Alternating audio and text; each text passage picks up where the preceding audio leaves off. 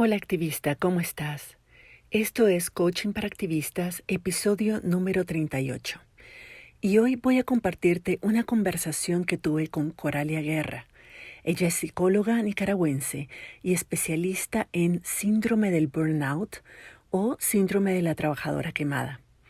Hablamos sobre qué es el síndrome de la trabajadora quemada o burnout, en qué condiciones se da, cuáles son los síntomas, ¿cuáles serían las consecuencias para vos, tu familia y tu organización si llegaras a quemarte? ¿Cómo prevenirlo y cómo saber si es hora de buscar ayuda profesional? Estás escuchando Coaching para Activistas con Virginia Lacayo, coach, emprendedora, feminista y experta en neurociencia y pensamiento sistémico, quien te compartirá información y herramientas para que puedas conocerte, autogestionarte y lograr los resultados que te propones independientemente de las circunstancias que estén ocurriendo. Bueno, Coralia, qué lindo que tenerte aquí. Me encanta. Muchísimas gracias por aceptarme la entrevista. Realmente el tema del burnout o del síndrome de la trabajadora o la trabajadora quemada es un tema que nos importa muchísimo. Toda la gente en mi comunidad de alguna manera lo está experimentando o conoce a alguien que lo está experimentando y todavía no hay suficiente información sobre eso y hay muchos malos entendidos sobre ese tema. Y es un tema de que tiene muchas cosas que platicar y que entender para que podamos realmente aprender a cuidarnos bien. Entonces, vos sos una experta en la materia y me encanta poder contar con vos para que nos ayudes a aclarar algunos de esos mitos y algunas de esas confusiones. Entonces, ¿qué te parece si comenzamos contándonos un poquito quién sos, qué haces, dónde estás, cómo estás trabajando en este tema? Bueno, yo soy una mujer nicaragüense, soy psicóloga, soy terapeuta emocional, atiendo como psicóloga a personas latinas en cualquier parte del planeta, personas latinas adultas, y vivo en Centroamérica, vivo en varios países de Centroamérica, ahora ya creo que ya soy nica guatemaltica, algo así. Y ¿de dónde surge el tema del burnout? Surge de lo siguiente, yo durante los últimos 15 años he sido coach ejecutiva, especialista en modificación de indicadores, me ha tocado atender una gran cantidad de gerentes o empresarios y empresarias que por motivos de ejecución me han llamado para entrenamiento para que sus indicadores salgan como está esperando la estrategia. Y luego que ya lográbamos lo que teníamos que lograr en el coaching, las personas me buscaban como terapeuta y me decían, a mí me está pasando esto por allá en el trabajo. Siento que dudo de mí, siento que ya no soy la misma persona de antes, siento que ya no tengo la seguridad que tenía antes o ya no quiero ir a trabajar. Entonces, estas personas, más de casi 2000, fueron dándome una alerta, una alarma de que estaba sucediendo algo de lo cual no había mucha información, que es el síndrome de burnout. De hecho, hasta el 2019 la OMS lo reconoce como un trastorno, producto de varias cosas que sucedieron en países europeos y americanos, y todavía no se ha introducido en la clasificación internacional de enfermedades, lo que significa de que no puedes acceder a un subsidio por burnout en un trabajo, y ya te voy a contar qué significa el burnout y qué no es. Sin embargo, esta es una historia muy reciente, se detecta hace menos de 50 años. Entonces hay mucha desinformación y muchas cosas que se han malinterpretado con respecto al burnout y muchos mitos de los cuales vamos a hablar hoy. Ok, burnout es una palabra en inglés, ¿verdad? Que Correcto. significa quemada realmente. Es como cuando se quema un fusible o cuando se nos quema algo en el fuego. O sea, es simplemente una exposición extensa, intensa al calor que hace que el proceso de quemarse sea rápido y sea así como de un solo, ¿verdad? Y que te inhabilita, porque la exposición al calor es necesaria. Cuando vos metes un pancito al horno, ese pancito necesita de un buen calor y de una temperatura exacta a la altura correcta para que el pancito se cocine muy bien. Cuando el pancito empieza a quemarse, hay un momento en el que todavía lo puedes sacar del horno y todavía sirve, está rico y funciona, y a veces no queda tan rico, pero sirve. Llega un momento en que ese pan se quemó tanto que no lo puedes desquemar. Y ojo, el burnout y su síndrome es exactamente así. Hay que hacer mucha conciencia para poder identificarlo a tiempo, porque una vez que no lo identificas a tiempo, incluso hasta profesión y ocupación te tenés que cambiar, ¿ya? Porque ya no te puedes desquemar de algunas características. Pero ese dato te lo voy a mencionar más adelante. Ok, qué interesante. Entonces, contame, bueno, ya me empezaste a explicar un poquito qué es, utilizando la analogía del pan en el horno. ¿Cómo, cómo podrías distinguirlo, el burnout? Porque suena como, cuando uno dice estoy quemada, suena, lo decimos como muy de la boca para afuera, como muy facilito para explicar de que estoy cansada, que estoy harta, que estoy hastiada, que estoy abrumada. Pero ¿cuál es la diferencia entre estar quemada realmente y todas estas sensaciones que son agotantes, digamos, pero que no es lo mismo? Todas las personas nos vemos expuestas a estrés y a exigencias que nos agotan. Sin embargo, el síndrome de burnout lo podés identificar de la siguiente forma. Es una afectación de tus emociones, perdón, de tus pensamientos, de tu estado mental, de tu estado físico y de tu estado emocional. Juntas las tres cosas producidas por el trabajo. Bien, entonces te lo repito, es una afectación de tu estado mental, físico y emocional producido por el trabajo. Aquí quiero hacer una separación porque aquí es donde podés empezar a identificar algunas características del burnout con respecto a las depresiones. Se parece muchísimo a una depresión. Sufrís casi los mismos síntomas, sin embargo, tienen causas distintas. Vos podés tener una depresión por un duelo y te sentís afectada mentalmente, físicamente y emocionalmente. Sin embargo, en el trabajo vos tenés afectaciones por varios aspectos. Tenés factores externos y tenés factores internos. En un trabajo vos podés tener factores externos como por ejemplo el clima que se vive en el trabajo, donde hay horarios extenuantes, donde hay trato inhumano, donde hay procesos engorrosos, aunque los horarios no sean extenuantes y aunque el trato no sea inhumano, los procesos pueden ser tan engorrosos que pueden empezar a generar extrema frustración y en esa frustración permanente desarrollamos un rechazo enorme que se empieza a somatizar y mi estado mental ya no trabaja igual y mi estado emocional ya no tiene satisfacción porque es una de las características que se pierde en el trabajo y simple y sencillamente las razones que yo estoy viviendo son diferentes, aunque las características se parecen enormemente a las depresiones. Bien, la forma de salir de ahí también es diferente. Entonces, tenés factores externos, tenés las jornadas extenuantes, tenés el clima laboral o el trato inhumano o el trato excesivo. La desaprobación es uno de los factores enormes porque el placer es una de las primeras cosas que se pierde, se llama anedonia, me empieza a dar anedonia, ya no siento un factor hedonista en mi trabajo, ya no es una fuente de placer para mí. Entonces se pierde el placer y en esa pérdida de placer yo empiezo a perder todos los demás intereses, incluido el interés de la autosatisfacción en el trabajo, aunque los demás no me lo reconozcan, yo me lo voy a reconocer, hasta eso se va perdiendo en la medida de que se... Hay otros factores externos, como por ejemplo las complicaciones de un mercado, un negocio mal diseñado o una organización mal diseñada, condiciones del mercado que no desaparecen nunca y que no son temporales y que me afectan en mi trabajo. Entonces todas esas cosas van generando una emoción de rechazo hacia mi trabajo. Factores internos. Vos, por ejemplo, tenés personas que sufren burnout en países donde todas estas cosas ya están reguladas por los estados. En los países nórdicos, por ejemplo, de Europa, vos tenés que no puedes trabajar más de tantas horas, que no puedes mandar correos electrónicos después de tantas horas para que la persona no esté afectada, que no esté sintiendo que no se ha podido desconectar del trabajo. Y aún así, tenés personas que sufren burnout. ¿Por qué? Porque esto es como el cáncer. Tenés una predisposición interna y también tenés factores externos que te pueden provocar el cáncer. Vamos a hacer una analogía. Si vos sos una persona que no tiene predisposiciones internas al cáncer, pero está expuesta a largos años en edificios llenos de asbesto, vos vas a desarrollar cáncer, o te pones a fumar durante largos años, vas a desarrollar cáncer, aunque no tengas una predisposición interna. Y también, aunque yo no esté expuesta a factores cancerígenos, yo puedo desarrollar algún tipo de cáncer por algunas condiciones internas que yo traigo. El burnout es igualito. Vamos a ver qué podemos hacer para identificar algunas condiciones internas que yo sí puedo cambiar para no desarrollar el burnout.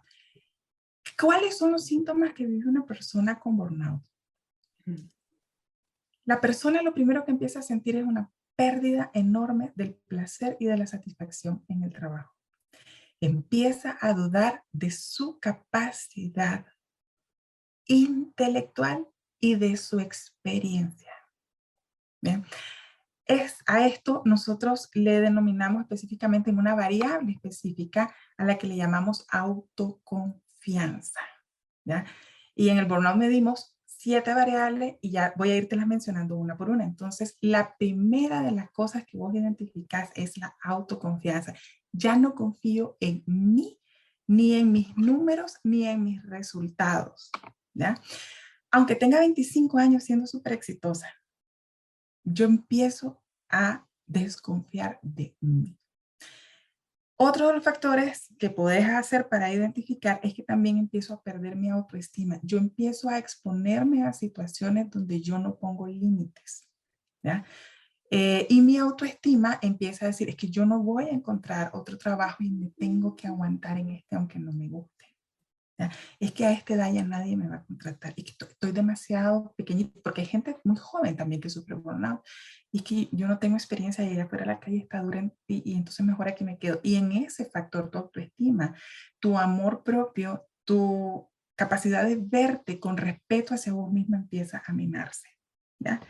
El tercer factor que se afecta y que lo podemos identificar en un síntoma es la despersonalización. ¿Qué significa? Te empieza a valer un pepino la gente con la que trabajas. Te empiezan a importar muy poco los clientes, te empiezan a importar muy poco los usuarios o las usuarias, te empiezan a importar muy poco las beneficiarias de un programa. Ya no te interesa si está o no está bonito lo que estás haciendo porque va a impactar la vida de alguien. La vida de ese alguien deja de ser importante o sus necesidades a través de tu trabajo. Le pasa muchísimo a los médicos, a las doctoras, a las educadoras. Les pasa un montón. Llega un momento en que pierden la característica de sentir alegría por salvarle la vida a alguien. ¿Ya?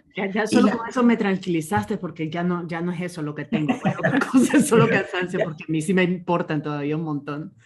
Sí, y la despersonalización es una de las variables que medimos en un test que hemos venido desarrollando desde hace muchísimos años y hemos venido adaptando con otros test que también se han lanzado. Entonces, en la despersonalización, a mí ya no me interesa si la gente con la que mi trabajo se mira beneficiada está verdaderamente recibiendo lo que debería de recibir por mi trabajo. Ya no me interesa, pero pierdo absolutamente el interés. El otro factor importante es que empezás a sentir desinterés, desmotivación, una muy baja necesidad de presentarte a trabajar, porque ya no hay fuentes de placer en tu trabajo. Y no es que la organización a la que estás asistiendo no te genere ese placer, es que vos lo vas perdiendo por una u otra característica. Por ejemplo, te voy a dar un dato bien interesante. De casi 2.000 personas que yo he atendido en niveles ejecutivos, de mando medio para arriba, jefas, supervisoras, gerentes, empresarias, lo que sea, de casi 2.000 personas que yo he atendido así, el 33% de esas personas, una de cada 3, toma pastillas para terminar su día laboral. Primero, algunas personas para empezar el día laboral se meten unos cócteles de pastillas enormes. Pastillas, drogas, bebidas energizantes, estimulantes, lo que sea. ¿Ya? ¿Cómo qué pastilla? ¿Cómo qué estamos hablando? Mira, estamos hablando de antidepresivos, estamos hablando de ansiolíticos, estamos hablando y son autorrecetadas algunas, otras no. Otras son recetadas, sin embargo, no hay y aquí te lo quiero decir así, no hay un diagnóstico relacionado con el burnout. Pues, te vas donde el psiquiatra te dice, mira, está con trastorno de ansiedad y te voy a mandar una pastilla para el trastorno de ansiedad, pero no han determinado que realmente se produce por un burnout. Entonces, ¿qué es lo que sucede? De este grupo de personas que yo he atendido, el 33%, y eso lo he identificado fijo, una de cada 100 personas una de cada 3 personas toma pastillas para terminar su día laboral, y de ese 33%, El 99% no estudió o no se preparó para lo que quería hacer en la vida. Es una relación altísima entre lo que yo quería hacer en la vida y lo que yo estoy haciendo hoy. A eso le llamamos factores internos. ¿Ya? Pero no Yo puedo es, no, trabajar. ajá, no es que significa de que tenés que sacar una carrera para no tener un burnout. No, Significa de que, ¿qué es lo que significa? que yo me quería dedicar a algo en la vida. Yo tenía una vocación en la vida y terminé haciendo otra cosa. Ya. Lo que pasa es que como a mí me ha tocado el nivel ejecutivo, sí son personas que tienen ciertos niveles de estudio y aún así, cuando yo hago la relación entre las personas que se empastillan y las personas que no estudiaron lo que quería, porque es lo primero que me dicen, es que yo no era esto lo que quería en la vida. Y me va muy bien con esto y tengo éxito y doy los números y doy los resultados y no era esto lo que yo quería en la vida. Yo quería ser mecánico. Yo no quería estar donde estoy.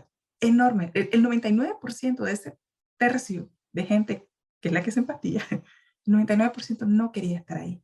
Entonces, esto es un factor interno. Por muy buena que sea la organización donde vos estés, si no estás donde vos querías estar, te vas a tener una altísima predisposición a sufrir un burnout. Entonces, luego viene la siguiente variable, que es la variable emocional que te decía.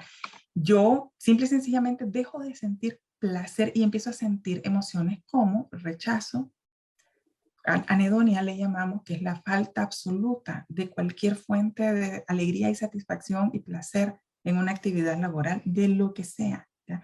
Dejo de sentir placer por salvarle la vida a alguien, dejo de sentir placer por rescatar a alguien y sacarla del ciclo de la violencia, dejo de sentir placer por la función que estoy ejercitando.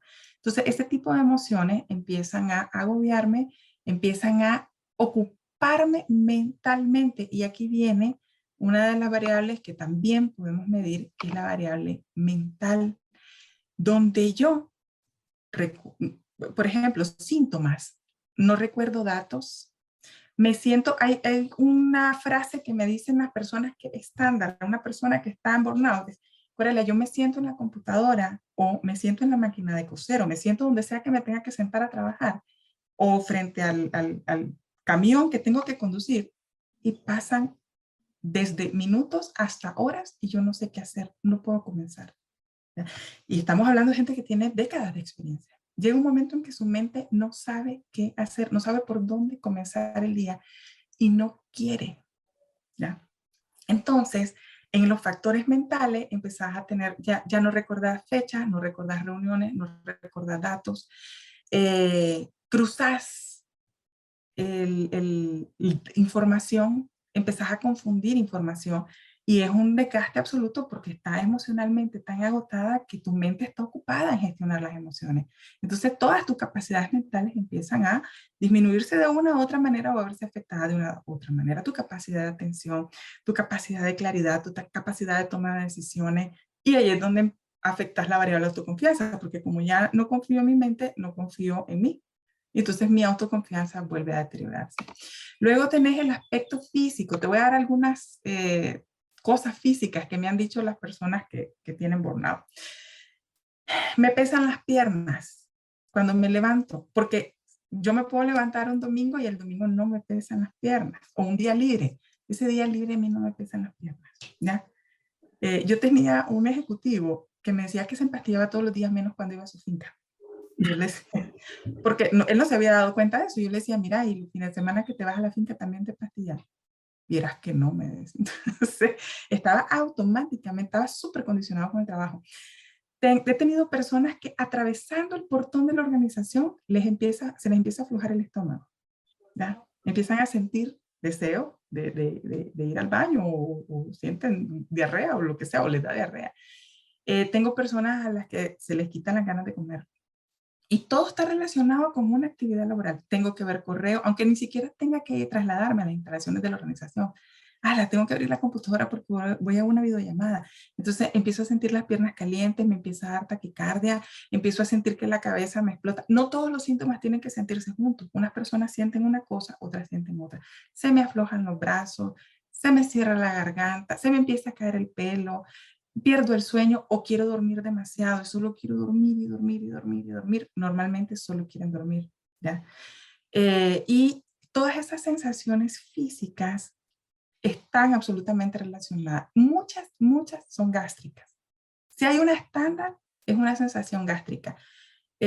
Gastritis, úlceras, reflujo. El reflujo es muy constante o la diarrea. Una de las dos casi siempre está presente. Entonces, cuando estas personas se sientan con vos, te dicen, es que ya fui donde el doctor, hasta fui a Europa a hacerme unos chequeos porque mi seguro me lo permitía. No me encontraron nada. Así me han dicho. No hay nada, no me encontraron nada. Yo no tengo nada. Entonces, estas personas empiezan a darse cuenta de que por muchos factores de estrés que tengan, no hay un diagnóstico físico y todo eso está relacionado con el burnout, porque es una sensación de rechazo absoluta la que sentís por el trabajo. Y no todo el tiempo es absoluta, es increciendo, o sea, empieza chiquita y si vos no haces nada para detenerla, es como el horno. Llega un momento en que te quemas tanto que no te puedes desquemar. ¿Bien? Entonces lo importante es empezar a identificar todas estas características. Y no sé si tenés hasta el momento alguna pregunta porque todavía hay algunas variables que faltan. No, bueno, termina de contarnos la variable para tener una idea de a qué ponerle atención. O sea, te estamos oyendo, yo te estoy oyendo y estoy haciendo el check, ¿verdad? Esta sí, esta no, esta no, esta no, y ya me tranquilicé porque empecé preocupada. Pero entonces termina las variables y después tal vez lo que quería preguntarte era, suena terrible realmente. Entonces, ¿qué haces si vos ves muchas de esas variables? ¿Con cuántas te tenés que identificar para que se te dispare la luz roja, la alarma de incendios y busques ayuda? ¿Y cómo podés evitar que se queme el pan en el horno? O sea, evitar llegar a este punto. Bien, la última variable que nos falta es la variable realización. Vos tenés personas que trabajan en ambientes hostiles y se sienten felices haciendo lo que hacen. Y entonces el ambiente no les permea tanto sus condiciones físicas, emocionales, mentales, de autoestima, de autoconfianza, etc. Sin embargo, tenés personas que están en ambientes espectaculares y no sienten realización. Este grupo es el grupo de gente que normalmente está en las personas que no están haciendo lo que hubieran querido hacer en la vida. Aunque sí tenemos un gran grupo de personas que sentían una altísima realización antes por el trabajo y que llegó un momento en que se lastimaron tanto en el camino que perdieron hasta la realización. Una cosa es la despersonalización y otra cosa es la realización. En la realización medimos el factor de felicidad que te provoca la tarea que estás haciendo. No necesariamente el puesto, no necesariamente la organización, sino la tarea que estás haciendo. En la despersonalización, yo pierdo interés por las personas a las que mi trabajo les beneficia. Y Ellas ya entonces, no son importantes. la realización es como cuando decimos me siento realizada haciendo esto que estoy haciendo. Aunque no Sí, sepa cómo lo estoy haciendo, cómo hacerlo, aunque sea súper difícil, pero me siento realizada. Eso es lo que me motiva a mí a seguirlo haciendo. Ya. sí. Y hay gente que te dice, pero ¿cómo te vas a sentir realizada si estás trabajando 16 horas al día? Yo estoy feliz, estoy realizadísima. ¿Ya? Siento una altísima satisfacción por el trabajo. Entonces, te repito las variables, la autoconfianza, pierdo mi autoconfianza, pierdo mi autoestima, despersonalizo, o sea, ya no me interesa la gente que me rodea, mis factores emocionales empiezan a sufrir alta dosis de rechazo por la actividad que estoy haciendo o por la organización hacia la cual estoy sirviendo. Mis factores físicos empiezan a somatizar todo lo que estoy viviendo y empiezo a vivir una gran cantidad de trastornos gástricos, de cardíacos, porque sí hay una gente que desarrolla hipertensión o varias características adicionales a lo que normalmente el doctor te dice, no tenés nada, pero sí siento esto, ¿verdad? El factor mental en el que mi lucidez mental ya no es tan confiable y el factor de realización. Son 7 variables las que se miden a través de un test que dura 15 minutitos, lo puedes responder desde tu celular y que yo se lo aplico a mis clientes. Un test que yo he venido desarrollando a raíz de todos los síntomas que estas personas a las que he atendido, que son casi 2000, me han venido durante estos de 13 años aproximadamente proporcionando como información. No es un test desarrollado con todo el rigor científico, Virginia, tengo que decírtelo, yo no soy una investigadora. Es un test que se ha derivado de la práctica y que ha venido arrojando información bastante consistente. Además, porque no hay todavía una clasificación formal de una investigación formal en la clasificación internacional de enfermedades. Sin embargo, el test arroja bastantes datos bien reales. ¿Ya? Y entonces, ¿cuál es de todo eso? Hay distintos niveles. O sea, uno puede sentirse a veces, rechaza el trabajo y no tiene ganas de ir a trabajar y está cansado y todo lo que está pasando en el contexto también no te dan ganas de seguir y ya de pronto perdes la esperanza de decir, ¿para qué estoy haciendo todo esto si nada va a cambiar? O sea, de pronto podemos entrar, digamos, en ese cansancio, depresión, desesperanza, apatía un poco. Pero ¿cuándo es algo, qué tenemos que estar pendientes de que es una luz roja que nos diga, no, espérate, ya esto para estar deprimidas por el contexto, para sentir de que hay mucha tensión, mucho estrés en el trabajo, ya esto se pasó, es hora de que busque ayuda? Bien, todas las personas tenemos periodos en nuestra vida laboral en los que experimentamos esto y luego salimos adelante. ¿Bien? Exclusivamente por factores de trabajo, porque yo puedo sentir cansancio en mi trabajo porque en mi casa no estoy bien organizada, por ejemplo. Pero eso no tiene nada que ver con el trabajo. No siento un rechazo hacia el trabajo. Sin embargo, cuando yo ya llevo por lo menos una vez por semana, esto yo ya debo de empezar a ponerle mucha atención. Por ejemplo, en el test nosotros te preguntamos si experimenta esto una vez al año, si lo experimentas varias veces al año, si lo experimentas una vez por mes, si lo experimentas varias veces al mes o una vez por semana, si lo experimentas varias veces a la semana o si lo experimentas todos los días. O no lo experimentas nunca. ¿Ya? Nosotros, esa es la forma en la que lo medimos. Cuando yo ya lo voy experimentando al menos una vez por semana, tal vez no es todos los días, sin embargo, esto una vez por semana desde hace bastante tiempo, por lo menos en el último año, en los últimos 12 meses, ahí tengo que ponerle muchísima atención. Porque es como el cáncer, Virginia, si a vos te dicen que tenés un cáncer inicial, vos no vas a dejar esto pasar, vos te vas a ir a meter inmediatamente a buscar un tratamiento para revertir esto. El burnout tiene que tener las mismas características. En Japón y en Francia, que es donde más investigaciones se han hecho porque los casos han sido más extremos, hay gente que se ha llegado a prender fuego sola en el trabajo. Se rocían de gasolina y se prenden fuego dentro de las oficinas. O sea, es una enfermedad que te puede llegar a matar. Vos podés llegar a sentir absoluta invalidez por esto. O sea, es una enfermedad tan incapacitante o tan suicida porque llega un momento en que perdés la conexión con la realidad. El burnout total, vos desrealizás todo, absolutamente todo. Estás completamente perdida en la conexión con la realidad. Y en ese momento es que tenés que poner atención. Cuando vos te dicen, tenés un cáncer inicial, vos no esperás a que pase a etapa evolucionada, pues para que poderte atender, vos lo atendés de inmediato. Si vos empezás a experimentar estas cosas una vez por semana, muchísima atención, por favor. ¿Y qué hacemos? O sea, digamos que hay cosas que, como vos decís, hay momentos en la vida, ciclos, donde de pronto nos sentimos más agotadas, el estrés nos empieza a dar alguno de estos síntomas, pero después salimos adelante y después lo volvemos a sentir. Hay un momento en que a lo mejor ya no salimos. Y ese es el momento en que ya, ahí sí, ya no salí de esta, ya esto me está durando mucho y es hora de poner atención. Pero cómo podemos hacer, sabiendo de que hay momentos altos y bajos, pero cómo podemos hacer para prevenir llegar a este nivel?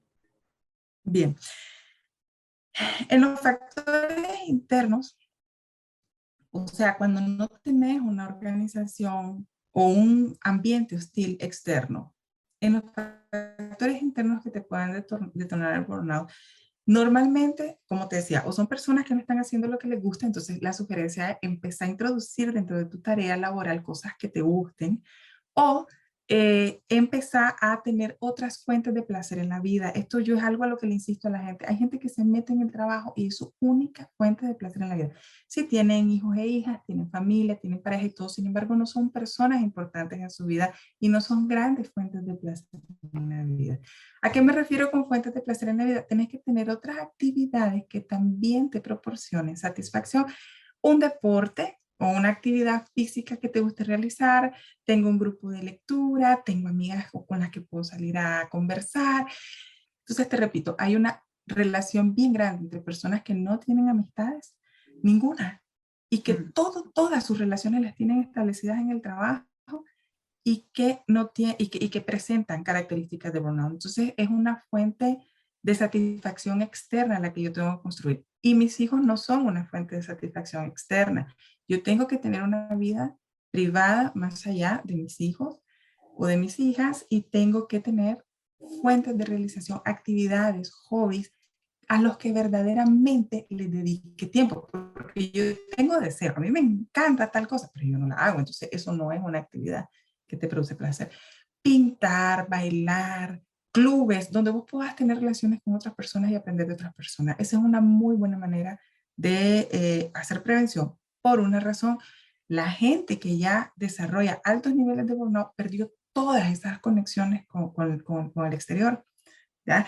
Dejó de ver a sus amistades porque estaba muy metida en el trabajo, dejó de ver a su familia porque estaba muy metida en el trabajo, dejé de ver a mis grupos de diversión con quienes yo compartía antes porque estaba muy metida en el trabajo y pierdo mis fuentes de placer. Entonces el trabajo se convierte en mi única fuente de placer y hay un momento en que me harta tanto que tampoco experimento una fuente de placer. Eso, y empezar a desarrollar actividades físicas. Mira, hay un factor enorme que sufrimos en Centroamérica al menos, y es que no desayunamos, Virginia. ¿Ya? Eso lo puedes mantener por algunos años en la vida, pero no lo puedes mantener eternamente. El factor nutrición es indispensable. Las personas no combinamos nutrientes a la hora de alimentarnos. Nos tomamos un cafecito con pan y creemos que eso ya es desayuno, y eso no es desayuno. Y poder tener una alimentación equilibrada va a hacerme que mi resistencia emocional sea un poco mayor cuando me vengan estas tempestades y no me quemen tanto, ¿ya? Cuando yo no estoy bien nutrida, y no hablamos de una nutrición de primer mundo, hablamos de una nutrición equilibrada, ¿ya?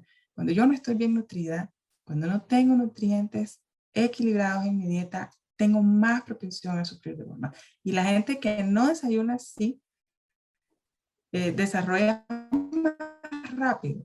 No es que desarrolle más veces, pero sí desarrolla más rápido una predisposición a esto porque no llegan al trabajo como deberían de llegar y el trabajo no te va a proporcionar tu satisfacción como debería de darte.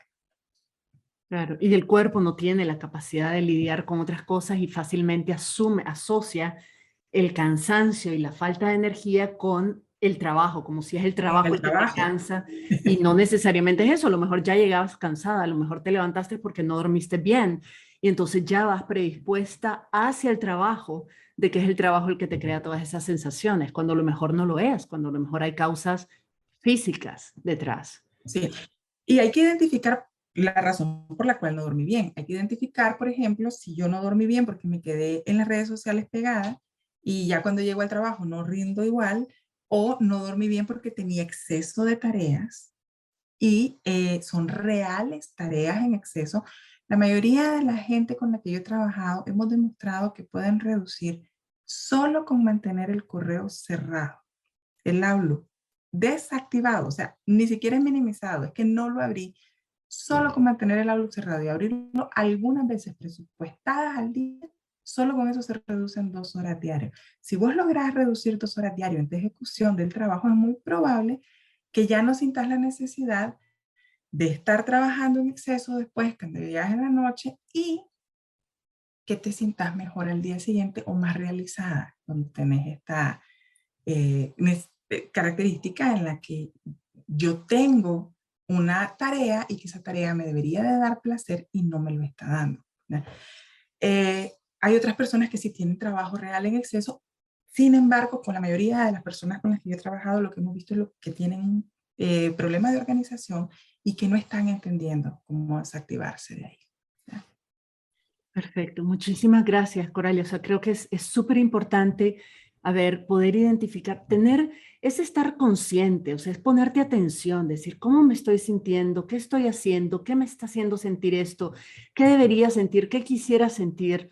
¿Qué estoy haciendo yo para contribuir a esta sensación o a estas emociones?